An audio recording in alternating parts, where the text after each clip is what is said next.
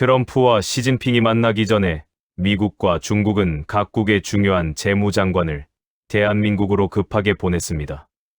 그 이유는 얼마 전까지만 해도 대한민국에게 협박을 하듯이 출입국 때 대만의 표기 방식을 바꾸라고 협박하고 대한민국을 자신들도 북한과 같은 표기로 남한이라고 한다고 무시하였었는데요. 미국도 대만도 얼마 전까지만 해도 대한민국을 대놓고 무시하더니 정작 자신들이 위험할 때는 결국 대한민국을 찾게 되었는데요.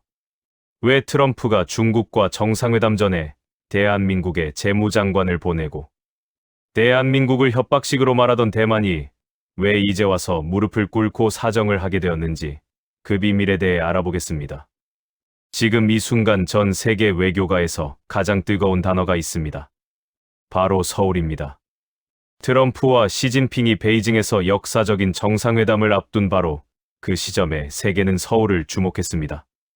왜 미국의 재무장관이 베이징으로 가기 전에 서울에 들렀는지, 왜 중국의 핵심 경제 실세가 베이징이 아닌 서울에서 미국을 기다렸는지, 그 이유를 지금 이 영상에서 정확히 말씀드리겠습니다. 그리고 이 이야기의 중심에는 한국을 무시하고 얕보던 나라들이 결국 한국 앞에 무릎을 꿇게 되는 충격적인 반전이 있습니다. 지금 시작합니다. 먼저 지금 세계가 어떻게 돌아가고 있는지부터 짚어야 합니다. 트럼프 미국 대통령과 시진핑 중국 국가주석이 베이징에서 만났습니다. 세기의 단판이라는 표현이 나올 정도로 이번 미중 정상회담은 전 세계의 이목을 집중시켰습니다. 관세 문제, 반도체 공급망, 히토류, 이란 문제, 대만 문제까지 지구상에서 가장 민감한 의제들이 한꺼번에 테이블 위에 올라간 회담이었습니다. 그런데 이 역사적인 회담이 열리기 불과 하루 전 전혀 예상치 못한 일이 벌어졌습니다. 미국 재무장관 스콧 베선트가 서울로 날아온 겁니다.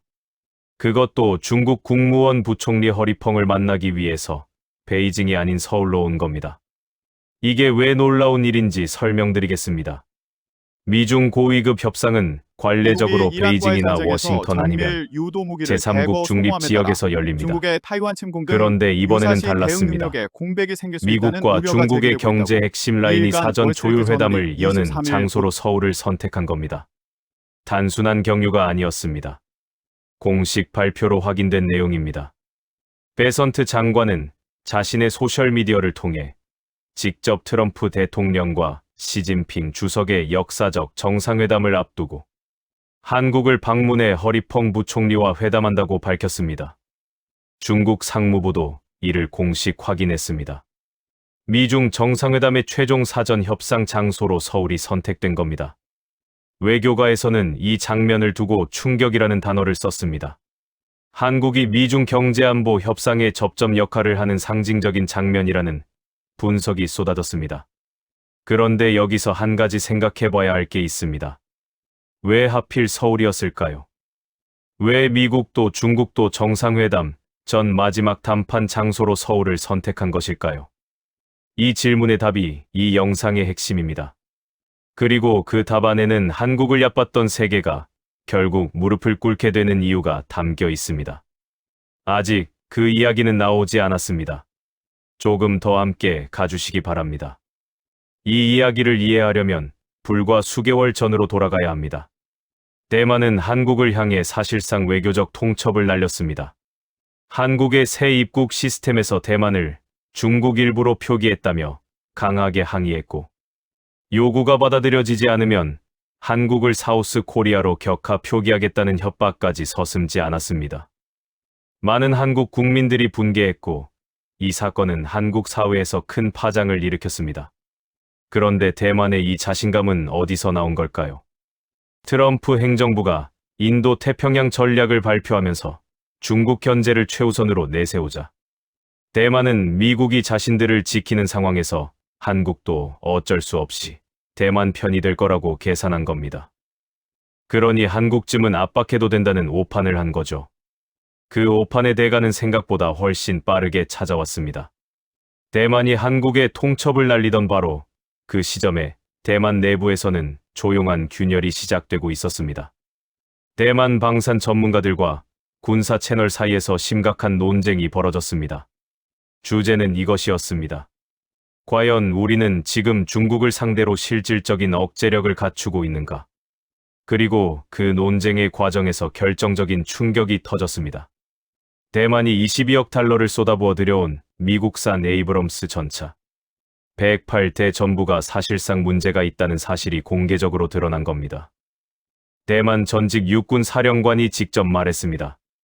에이브럼스 전차의 무게는 약 70톤인데 대만 교량의 40%가 30톤에서 50톤 하중밖에 견디지 못한다는 겁니다. 전쟁이 나도 전차가 교량을 건너지 못하면 그 전차는 전략적으로 의미가 없습니다. 거기에 야지 기동 시 100km 이동에 800리터에서 900리터의 연료가 필요한 연비 문제까지 더해졌고 드론 공격을 막는 능동방어 체계도 기본 탑재되어 있지 않았습니다. 22억 달러짜리 무기가 대만 땅에서 제대로 운용조차 안 된다는 현실이 드러난 겁니다. 그런데 이보다 더 충격적인 사실이 있었습니다. 이 전차를 인도받는데 무려 7년이 걸렸다는 겁니다. 7년. 이 숫자가 왜 중요한지는 다음 비교를 보시면 바로 이해가 되실 겁니다. 폴란드는 K 전차 180대를 계약 후 3년 만에 인도받았습니다.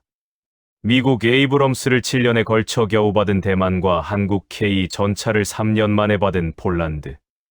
이 비교가 대만 군사 채널에 퍼지면서 충격이 번졌습니다. 그리고 자연스럽게 두 전차의 성능 비교가 시작됐습니다. K 전차는 무게 55톤으로 교량 통과 부담이 훨씬 적고 능동방어 체계가 기본 탑재되어 있습니다. 연비 효율도 우수합니다. 그리고 무엇보다 3년 안에 납기가 이루어진다는 사실이 증명됐습니다. 그때부터 대만에서 한국의 이름이 전혀 다른 맥락으로 등장하기 시작했습니다. 얼마 전까지만 해도 사우스 코리아로 격하 표기하겠다고 협박하던 바로 그 나라에서 말입니다. 그런데 이 이야기는 사실 더 큰 장면으로 이어집니다.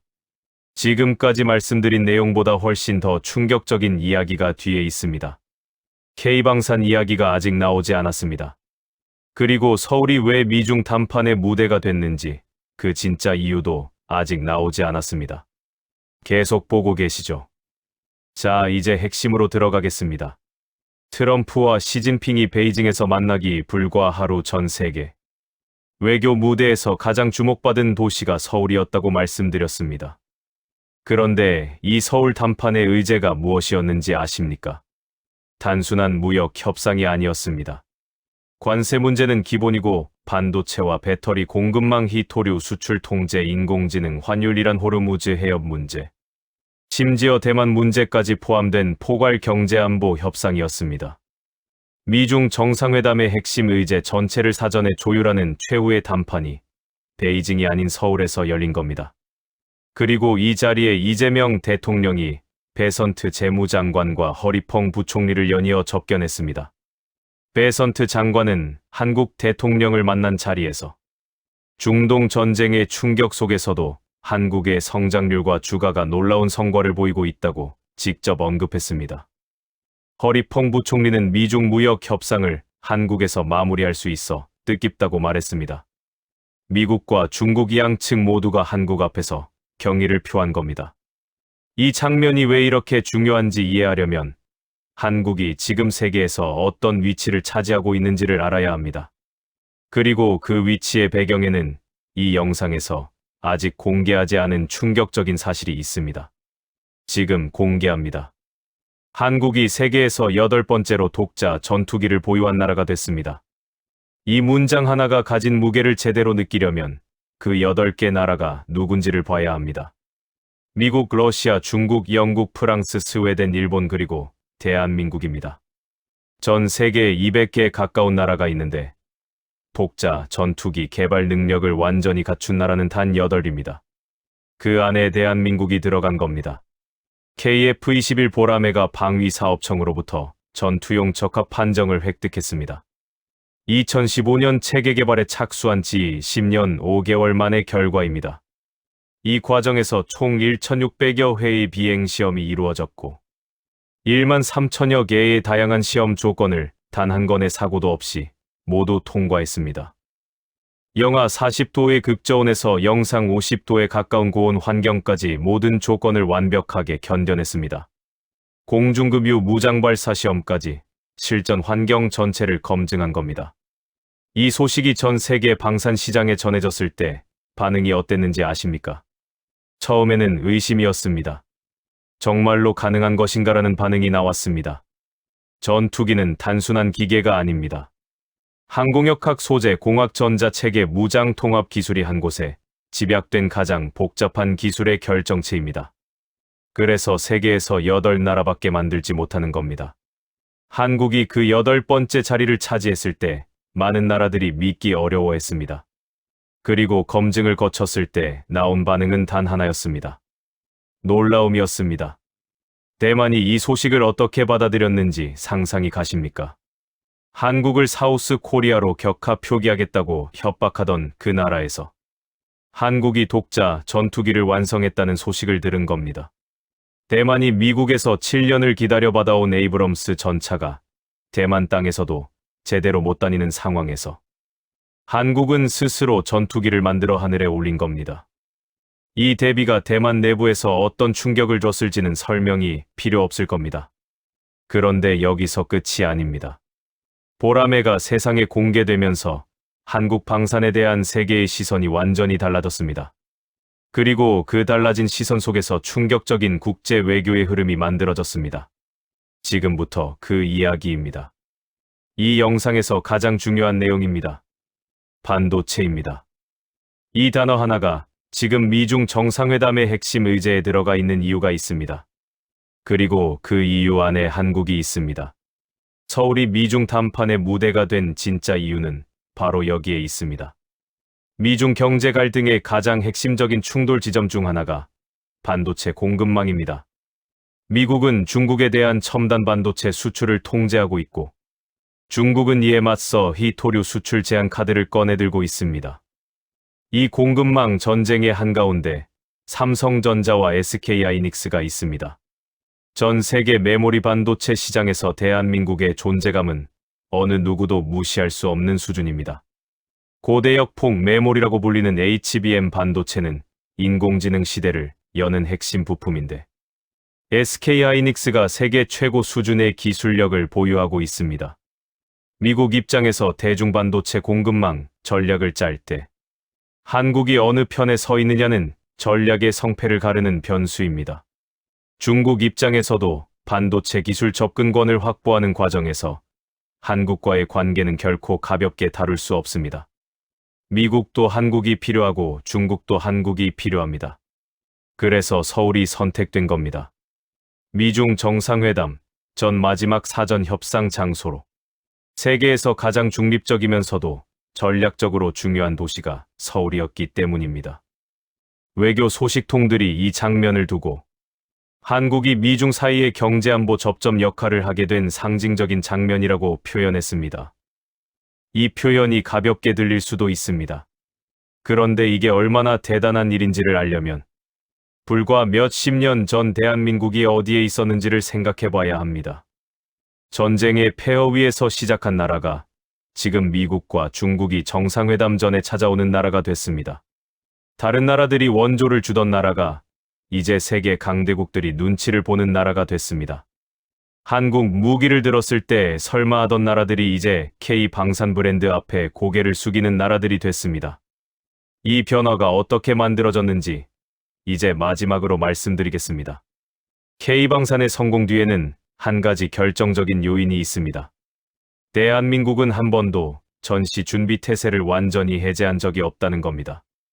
6.25 전쟁 이후 정전 상태가 이어지면서 한국은 상시 생산 체제를 유지해왔습니다. 다른 나라들이 냉전 이후 방산 생산 라인을 줄이고 비용을 절감하는 동안 한국은 묵묵히 무기를 만들고 기술을 쌓고 생산 역량을 키웠습니다. 그 결과가 지금 폴란드의 3년 납기라는 기록으로 나타났고 보라매로 상징되는 독자 전투기 개발 성공으로 나타난 겁니다. 그리고 그 모든 성과 위에 미국과 중국이 정상회담 전에 서울을 선택하는 이 장면이 만들어진 겁니다. 대만이 한국에 통첩을 날리던 그날을 기억하십니까? 한국을 사우스 코리아로 표기하겠다고 협박하던 그날 말입니다. 그 대만이 지금 한국 무기를 갈망하고 있습니다. K 전차를 원하고 K9 자주포를 원하고 한국의 방어 기술을 원하고 있습니다. 대만 방송에서 중국이 침공할 때 한국 기갑 부대가 와서 막아줄 거라는 시나리오를 공개적으로 내보냈습니다. 이 장면이 의미하는 게 무엇인지 아십니까? 단순한 태도 변화가 아닙니다. 대만이 자국 안보의 핵심 방정식 안에 한국을 포함시키기 시작했다는 겁니다. 한국을 무시하다가 한국에 손을 벌리게 된 것입니다. 미국도 이 흐름을 외면할 수 없게 됐습니다. 미국이 전 세계의 전력을 분산 운용하면서 인도 태평양 억제력을 혼자 유지하기에 한계가 드러난 상황에서 한국은 실질적인 군사 생산 역량과 독자, 전력을 동시에 갖춘 몇 안 되는 동맹입니다. 미국 미사일이 소진 속도를 따라가지 못할 때 한국은 상시 생산 체제로 공급할 수 있습니다. 이 차이가 전략적 가치로 연결된 겁니다. 중국 역시 마찬가지입니다. 반도체 기술의 거점인 한국을 적으로 돌리는 것이 중국에게도 리스크입니다. 히토류 카드를 꺼내더라도 한국의 기술력은 대체하기 어렵습니다. 그래서 허리펑 부총리가 베이징이 아닌 서울로 온 겁니다. 결국 세계는 이미 알고 있었습니다. 한국을 함부로 대할 수 없다는 사실을. 다만 일부는 그걸 인정하기까지 시간이 걸렸을 뿐입니다. 그리고 이제 그 시간이 끝났습니다. 보라매가 하늘을 날고 K 전차가 폴란드 땅을 달리고 K9 자주포가 세계 시장을 석권하고 삼성과 하이닉스의 반도체가 인공지능 시대를 이끄는 이 시점에 미국과 중국이 역사적인 정상회담 전에 서울을 찾아왔습니다. 대만이 한국에 무릎을 꿇었습니다. 세계가 한국에 주목하고 있습니다. 이것이 대한민국이 만들어 온 결과입니다. 누구의 원조도 아니고 누구의 자비도 아닙니다. 대한민국이 스스로 쌓아온 힘입니다. 수십 년의 묵묵함이 세계 앞에 드러나는 이 순간 대한민국 국민으로서 자긍심을 느끼지 않을 이유가 없습니다. 전 세계가 이제 알고 있습니다. 대한민국은 결코 작은 나라가 아닙니다. 대한민국은 함부로 무시할 수 있는 나라가 아닙니다. 대한민국의 힘은 실력 위에 서 있기 때문에 누가 흔들려 해도 흔들리지 않습니다. 그 실력의 이름이 바로 K 방산 대한민국입니다.